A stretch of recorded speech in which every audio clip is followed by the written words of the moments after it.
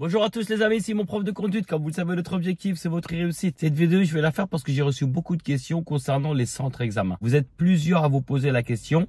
Quel est le centre examen le plus facile? Quel est le centre examen le plus difficile? Et vous posez la question des fois à savoir quel centre examen je devrais choisir. Enfin, vous devrez choisir. Moi, je vais vous répondre. Il n'y a pas de centre examen plus difficile qu'un autre. Je m'explique. Alors, moi, personnellement, je suis en Île-de-France et je sais pas pourquoi vous êtes plusieurs à me dire que le centre examen, par exemple, de Bobigny est l'un des plus difficiles. C'est faux. Le centre examen de Bobigny n'est pas le plus difficile. Pourquoi? Parce que ça n'existe pas déjà un plus difficile et de deux. Le centre examen de Bobigny, à l'heure à laquelle je vous parle, le taux de réussite d'obtention du premier coup au centre examen de Bobigny est de 61%. 61%. Les élèves réussissent à obtenir leur permis du premier coup quand ils passent à Bobigny. Ça veut dire à peu près 2 élèves sur 3 arrivent à avoir leur permis du premier coup. Ce qui est énorme. Sachant que la moyenne nationale en France, elle est, je crois, de 51 ou 54% à l'heure où je fais la vidéo. Maintenant, les inspecteurs ne vous notent pas sur la ville. Les inspecteurs vous notent sur vos capacités à gérer les situations. Ça veut dire, si jamais vous allez dans un endroit style campagne, d'accord?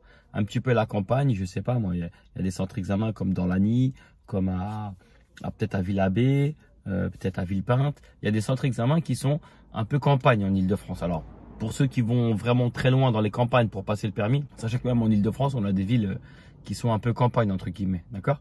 Donc dans ces villes-là, les élèves pensent qu'en allant là-bas, ça sera plus facile parce qu'il y a moins de circulation. Ce qui est faux. L'inspecteur vous note pas sur l'état de la circulation. L'inspecteur vous note sur vos capacités à gérer. Ça veut dire, si vous allez dans une ville un peu campagne où il n'y a pas beaucoup de circulation, si jamais vous roulez et qu'au moment de freiner, vous contrôlez pas derrière vous, si vous vous amusez à mettre le clignotant sans vérifier vos rétros au préalable, c'est clair que l'inspecteur va dire que vous prenez pas vos infos correctement. Si vous n'arrivez pas à changer de voie, si vous placez mal sur la chaussée, si vous n'arrivez pas à respecter une intersection style priorité à droite, même s'il n'y a pas de véhicule, l'inspecteur peut vous éliminer. Et les inspecteurs, eux, ne vous notent pas sur la ville. Ils vous notent sur vos capacités à gérer les situations. Bien sûr que l'inspecteur prend en compte l'état de la circulation. Bien sûr que l'inspecteur prend en compte la ville dans laquelle vous circulez. Mais jamais un inspecteur va vous noter par rapport à une ville. Il va vous noter par rapport à vos capacités à gérer une situation. Un stop, quand vous le prenez à la campagne ou en ville, c'est pareil. Un stop, c'est un stop. Une allure à adapter. Si vous n'êtes pas dynamique, c'est pareil dans n'importe quelle ville. Un giratoire, que vous le prenez à Gennevilliers, à Créteil, à Antony, n'importe autre quelle ville de France, un giratoire, c'est un giratoire. Ça se prend d'une manière, il faut le prendre de cette manière-là. Maintenant, à vous de vérifier les véhicules, si vous le gênez ou pas. Tous ces facteurs-là qu'il faut comprendre. Et les centres examens, peu importe dans la ville dans laquelle vous serez, il suffit de gérer correctement une intersection par un stop, un giratoire. Donc je le répète encore une fois, il n'y a pas de centre examen plus difficile qu'un autre. La seule chose que vous devez faire, c'est respecter les règles de sécurité.